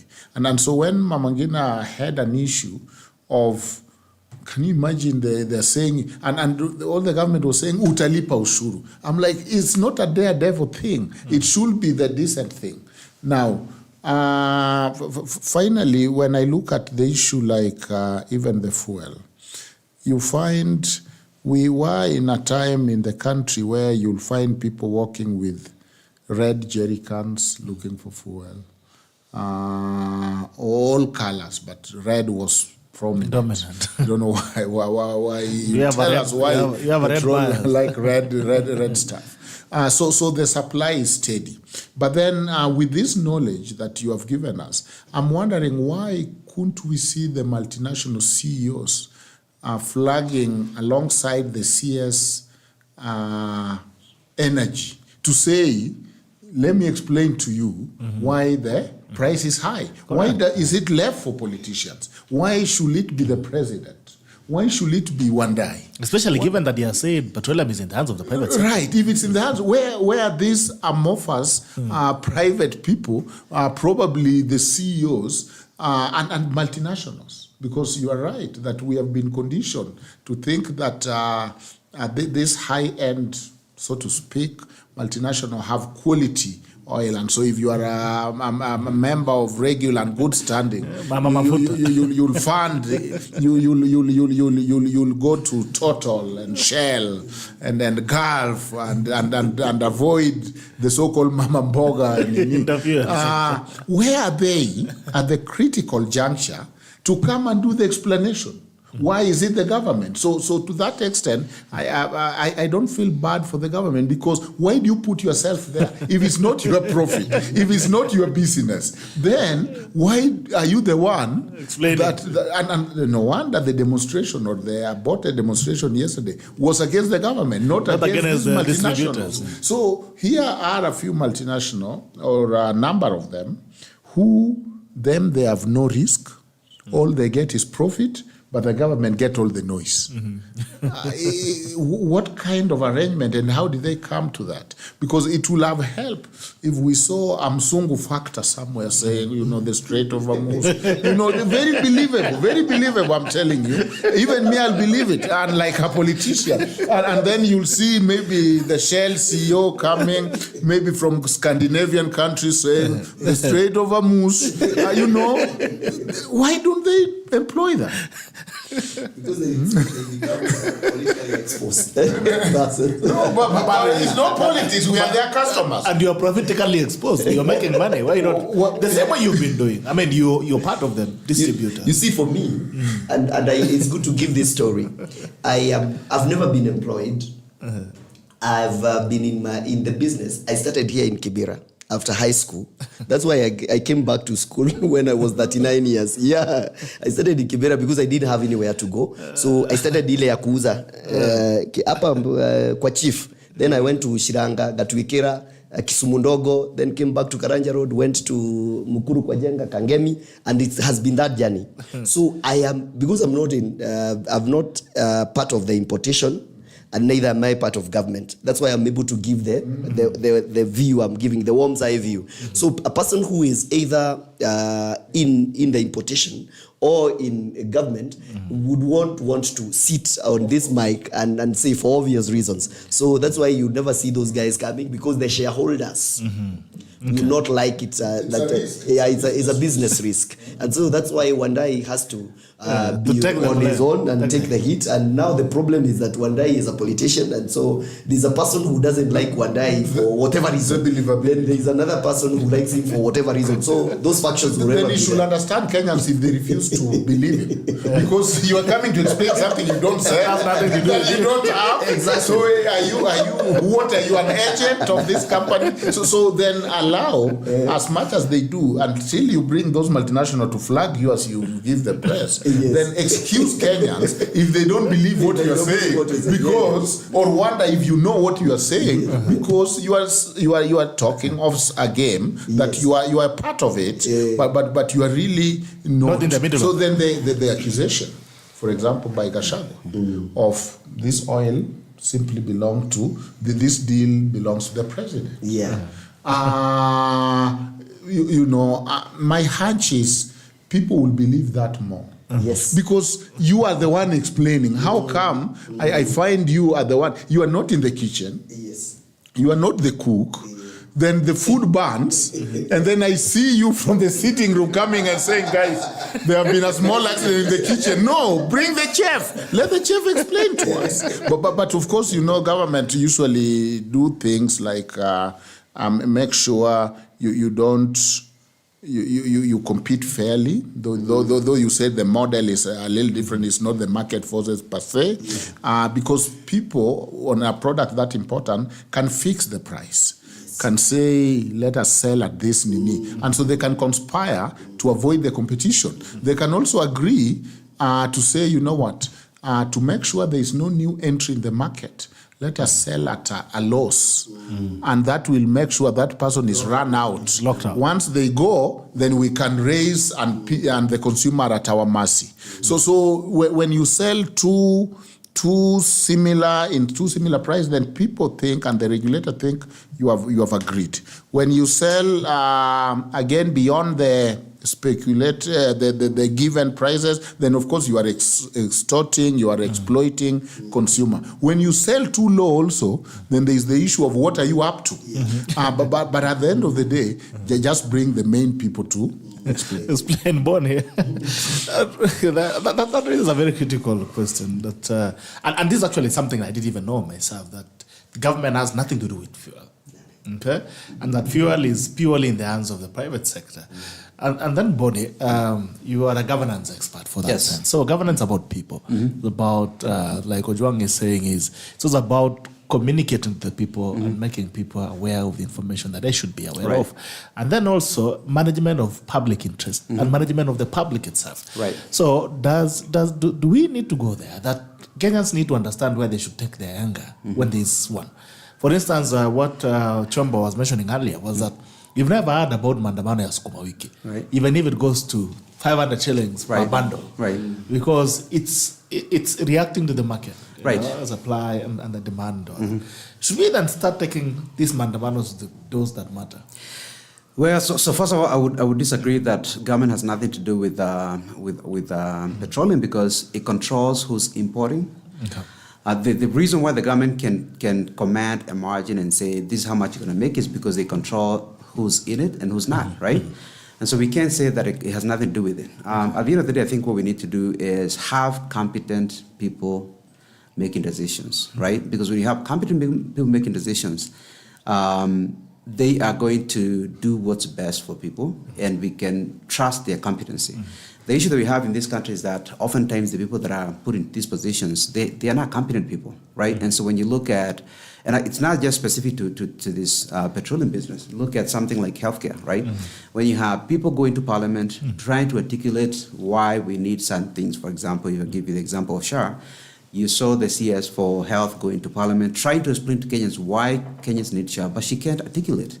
And so when Kenyans look at that, how do you trust that she knows what she's talking about when she cannot even articulate why we need SHAR, how it's going to work, right? So that is the same, whether you're looking at petroleum or any other industry. As long as you have people that are not competent, making decisions, being the front of government policy, Kenyans are going to question whether or not we actually have the best for making decisions. When you look at most countries, and we love to talk about wanting to be Singapore. If you go and look at the people that are running government in Singapore, and you look at their qualifications, before you even consider their political leaning, you have no doubt that they are the very best the country has to offer. And so when you have that kind of a situation, citizens can look and see when people are doing the best, right? I think that we have an issue where we have a bunch of people in government that are not competent, and so Kenyans, by and large, will not trust what's coming out of the government. Yeah. So if by chance, by luck, you are the president today, with the situation that the country is in, Yes. what are some of the things that you would do? So these are great questions. So the first thing I would say is that, and I alluded to this earlier, I think that we have a government that's not focused on serving Kenyans, right? And so, and what I mean by that is, if you look at our budget and look at where the money goes, the reason why young Kenyans particularly are upset is that nobody's serving them. Again, I talked about the fact that we have a country of 50 million people. The average age is 20. Look at how much we are spending on these young people. You have a young country, we want to be Singapore. You need to be investing on these young Kenyans, give them the opportunity to get an education. When people graduate from school, make sure they have a place to go. You take the budget, for example, 2023-2024, we have a budget of 3.8 trillion. The national government employs 1 million people. That's 2%. 50% of that revenue that we make, which was 2.5 trillion that year, went to 2% of the country population. So you started with, we are spending 3.8, that's our budget. The country only makes 2.5 trillion, but we have spent 50% of the country's revenue on 2% of the country's population. You've lost 50%. You have not paid debt service, which was 1.6 million that year. You have not sent 1 shilling to the county government. When we spent 400 billion to the county governments, 44% of that money went to 1% of the population in the county governments. Okay? So, and that's just salaries. When you consider all these other benefits, when you take that budget of 3.8 trillion, the amount that actually goes to serve the average citizen is a very small fraction. Okay? So if you're interested in making sure that you're serving Kenyans, you say, what is it that we need to do to make sure that we are actually serving people? That means that you look at the structure of government. In my view, it's very big, it's very unsustainable. And so you want to serve people, and if you want to serve people, you have to do it efficiently so that Kenyans can feel where the money is going. If you take the county of Nairobi, and it has a budget of 33 billion in that year that I'm talking about, and you look at how the money is actually getting spent, very little is actually going to impact people's lives. You take 33 billion, and the first order of business is the county spends 55% of that money on 0.3% of the population, because the county government employs 16,000 people. So you started with 33 billion, you spent 55% of it on 0.3% of the population on salaries, no benefits included. You find out that the county government spent 20% of the county's budget on 4 lawyers, right? So now you started by losing 18 billion, you lose another 6.3 billion on 4 lawyers. When you factor all this other stuff like wasteful spending, very small fraction of that money is actually going to build a road, to build a hospital. So when the citizen walks into a hospital and they are told to go buy equipment, they have to go buy medicine outside the hospital, they can tell that they're not getting served. So if I'm president, I will talk to Kenyans and say, we need to restructure and reorient government to go back to serving people. And that means that we are going to insist on efficiencies so that governments, so the vast majority of the money that's there actually ends up serving a citizen, puts a kid in school, right? Make sure that we're building infrastructure. People are able to get jobs. I don't care where you look, national government, county government, most of the money is going to a very small fraction of Kenyans, and that's why there's a lot of pain. Okay. Yeah. All right. Any comments you want to make, Ojwang? Very quickly, very, very concrete ideas are well thought that is bringing on the table. Probably governance could be a little more complex because those government, Singapore have competent people. Yeah, civil servants are the most competent. In fact, not private. You don't have and that is a true indictment. Of course, public service will give its own story on their competent people, but maybe the issue of how they get promoted and all that. It's all gambut because we have politicized civil service and public service, and that does not help us, because if you go to countries that do well, civil servants just know I'm a civil servant, and they don't care or to the extent of the politics, because they will serve the government of the day and serve it well.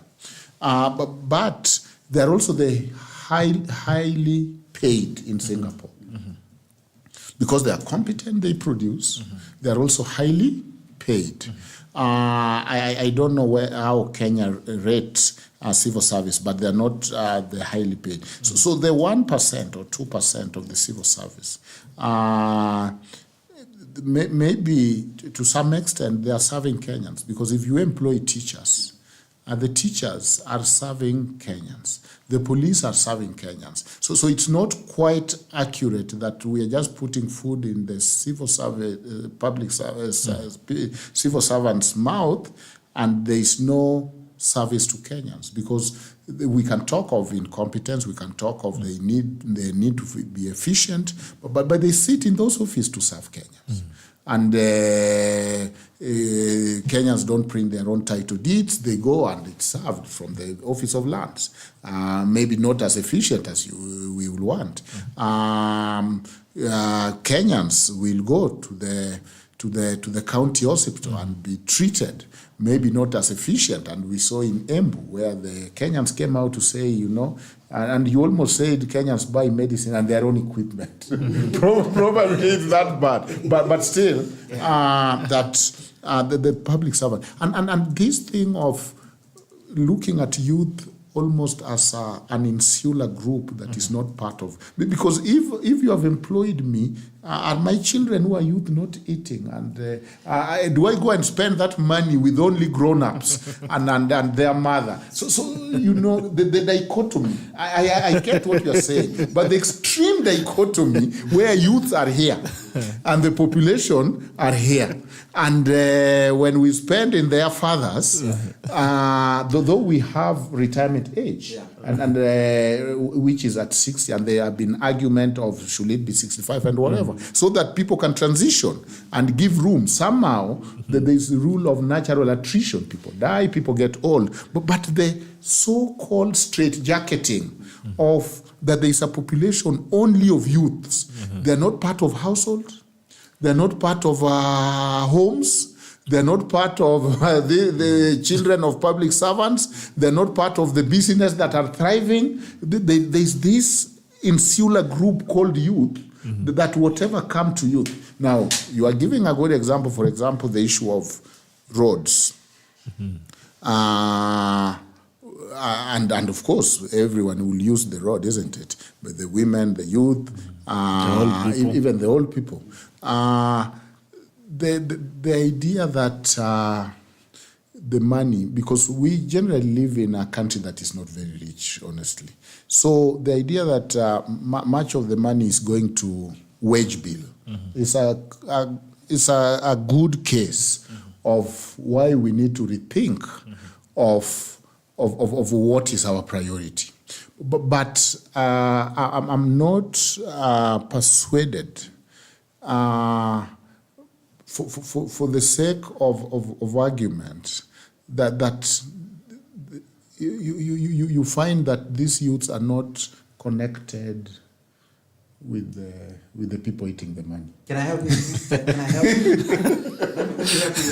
I have a rebuttal. We are 2 minutes after time, but yeah, you have a rebuttal. Yeah, so this is what I'm saying. If you, and I go back to my example that I just told you, we make 2.5 million as a country, 2.5 trillion, that's our revenue. We spend 3.8. Minus the debt? So that's before debt, right? So our country makes total. So minus the debt, what remains? So total revenue is 2.5 trillion. Okay. And we're talking about 2023, 2024. We spend 3.8 trillion because that 2.5 is not enough for us to do anything once we pay our debt service, which was 1.6 trillion. The point I'm making is this: when you make 2.5 trillion and you decide to spend 3.8, you have to go and borrow 1.5 million to be able to do things.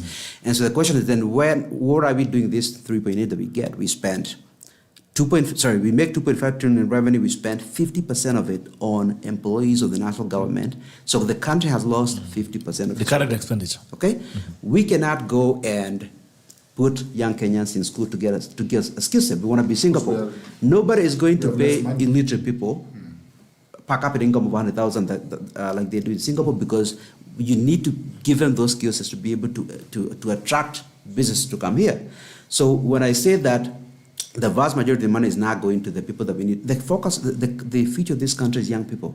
Okay, the young people, when you're paying 80% of your revenue on debt service, you don't invest in young Kenyans. You understand what I'm saying? So when I say that we are not focused on where we need to be focused on is the fact that you can't spend 80%, 90% of your revenue on debt service and act like you're on your way to Singapore because you're not investing in young Kenyans. That's the point. And when I say that they are not participating, again, 50% of the country's revenue at the national level goes to 2% of the country's population. You go to the county government, 50% last year, 47 on average, went to 1%. So you take a county government that has 4.6 million people like the county of Nairobi, it spent 55% of its revenue on 0.3% of the population. I don't care what you say. There are not enough miracles to actually cure that, right? The focus of government needs to be on serving people, not on 1%, not on 2%, not on 3%. No, very legit. Maybe just one sentence before the experts speak, because at the end of the day, public service now have an independent commission, the Public Service Commission, and the Constitution also brought the salary remuneration, SRC, and the budget control and all that. So that through these commissions we depoliticize these things, but it's a good critique on our governance. Just on the issue of I looked at the dilemma, because when you import something like food or even medicine, the part of the regulator will be in agriculture, part of it in health, because the acts give the Health Act. You'll find these are different ministries, and so you wonder why will it not just be in food, because they try to deal with the injurious, that you don't harm people. But you find that an element of it is in the health. At the end of the day, it appears to be bureaucracy. But we also have seen situation, maybe those failures or success, where we have got KEBS raising issue that there is mercury in the sugar, there is the oil terrible scandal, and so are those measures necessarily to protect Kenyans from consuming injurious food and product? For example, when you have chemicals or things like medicine, then you can see that it can be risky to some extent. Okay. All right, Martin, Chomba. Yes. Your comments. You've also been mentioned on where the fuel rests, whether it's in. My comments would be first, like I said, what we are doing right now is we are fighting. You see, there's something there's an analogy they give of a person fighting bees. So what we have is systemic, if you ask me, and so most of these considerations that we give as experts are primarily based on where we sit and our worldview. And so you'll find if I entirely do exactly what he's talking about, there's another place that will be a problem. If I entirely do what he's talking about, then there's another place. So we have a systemic issue where... So I'm an aspiring politician in Kirinyaga Central constituency. I didn't know. Yes, I want to run because I am of the opinion, and this is I want to let people, because I've made it my duty to tell people that Sir Charles Jonjo did us a serious disservice in this country when he said that politics is a dirty game.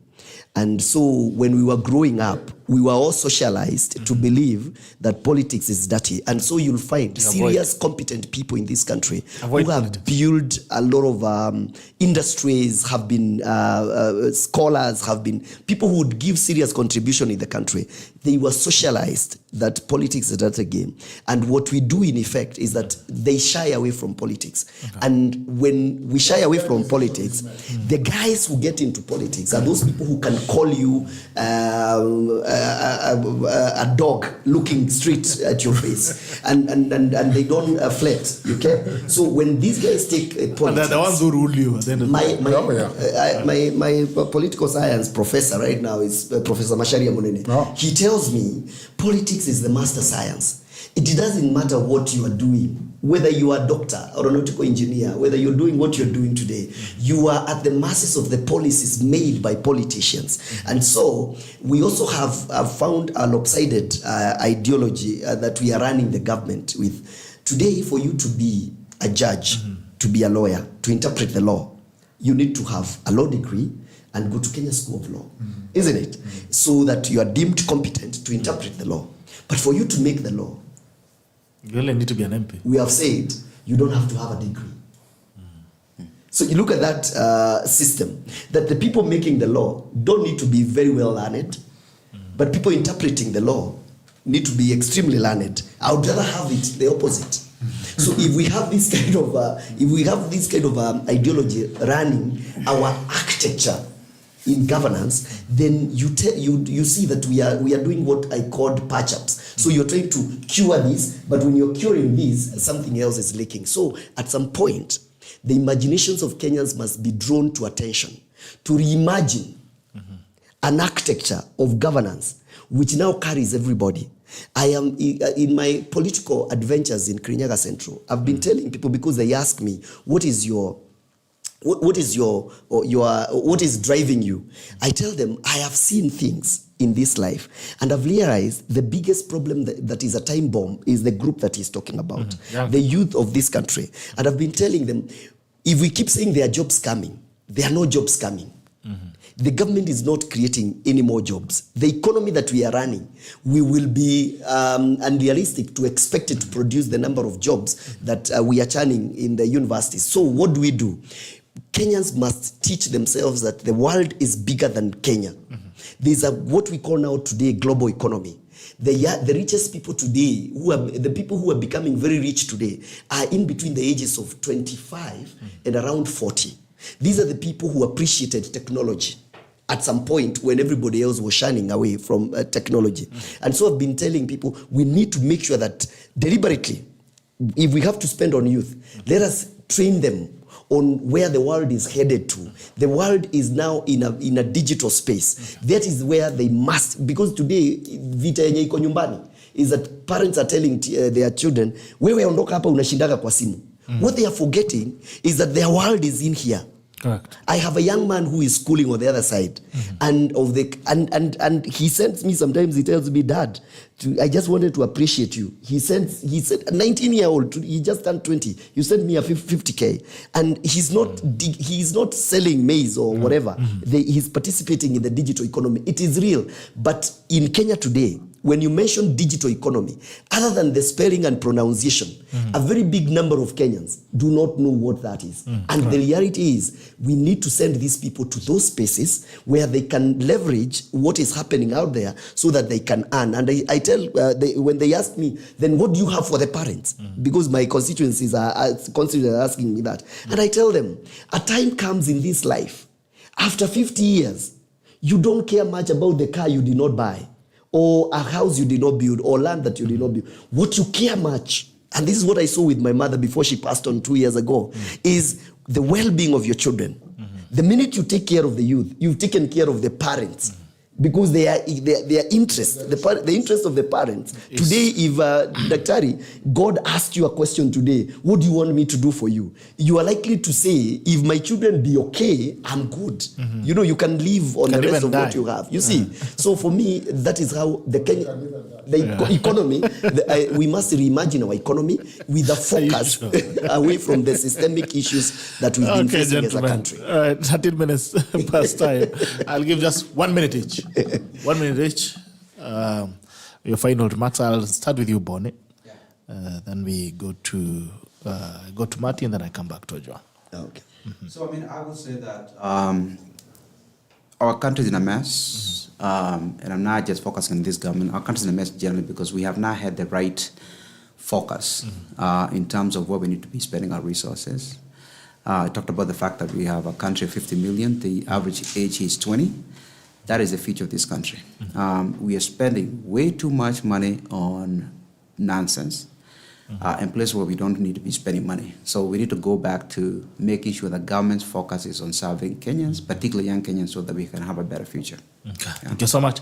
Martin? So for me, I just want to say that we have a country that is ours and we are not running away. So we must sit, reimagine it, and make sure that we don't have knee-jerk reactions to this, so that we can sit and make sure that the systems that we bring are for posterity. So that we don't leave or bequeath the next regimes and the generations this work of patching now and then, patching this, patching that, patching that. So we need people who will sit down and reimagine a nation that is appreciating the realities of the 21st century and the kind of challenges that we must face. So for me, Kenyans, we have to brace ourselves. We are not out of the woods yet, because in Petroleum, in 3 months, between now and the next 3 months, we are still going to be experiencing a lot of issues. And so we need the Ministry of Energy and the government spokesperson to be indicted, because they must come every day, like Mutai Kagwe used to come during Corona,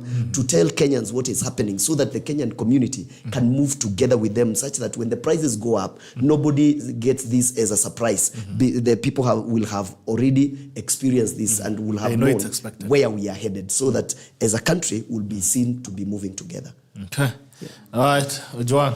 Yeah, very quickly, I think maybe to Parliament don't make laws. It's the people. They're supposed to be representative. And so it's the people who comes with law and they make it on our behalf. If it appears that they are the ones who make law, then that is a lopsided work. Unity is not about agreeing on everything, but it's about standing together on what matters most, building respect, honesty, purpose, because Kenyans must move forward. The young people, even in the US, are relegated because they don't vote. They must be able to vote. So in the US, you'll find because politicians respond to the votes. You'll find even in the US, the issue of student loan is not a battle issue, because the young people are not coming out to vote. But you'll find the issue of war, the issue of immigration, the issue of care for older people important. So if the young people don't come out to vote, then their voices and their agenda will be less on the table. And I'm glad that we have agreed that seek ye first the political kingdom, and the rest shall be given to you. That this country and every nation is ruled, issues are decided, not just by the technocrats, but people who are elected to represent the people. Thank you. Okay, by the political class. Martin Mbogo, Chomba incoming KCMP, that is Kirinyaga Central, I believe. Jacqueline Zigo, I love the aspect of consolidating taxes for business owners instead of multiple licenses and taxes. All right. Thank you so much. That has been the Tackle, the 12th episode of 2026. That has been the 22nd of April, 2026. And it's always a pleasure to have you. Remember, you can still watch our conversations on YouTube. Go to the Tackle on YouTube, and you can always find our current and past conversations and still continue to make comments. So you're talking about the fuel edict today, and we are happy to have you. Bwana Chomba, thank you so much for making time. Thank you very much for having me. And allowing us to have the information that we've had today. Karibu sana. Ojwang, of course, you are a resident, but thank you again. Hope to have you. For you, Bwana Boni, we didn't have enough time with you, so hopefully you're looking forward to hosting you again. Absolutely. When you have a minute. Yeah. Thank you so much. You let us know when you have some time, so that we can at least get to as well make use of your knowledge. Thank you. The information that you have. Until next week, this has been The Tackle, and it ends now. Bye-bye.